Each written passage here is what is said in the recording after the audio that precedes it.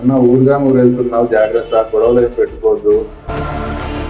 ఒకవేళ గొడవ పెట్టుకుంటేనన్నా వాళ్ళు బలంతో కొడితే నువ్వు తెలివిగా కొట్టాలి. నువ్వు చెప్పింది నిజమేరా? నేనేం చెప్పాను రా నీకే? మరి అందుకని మీరు చెప్పావురా?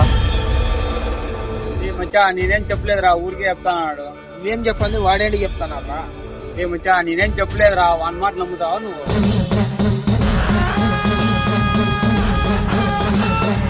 వాడు చూడరా వాడు.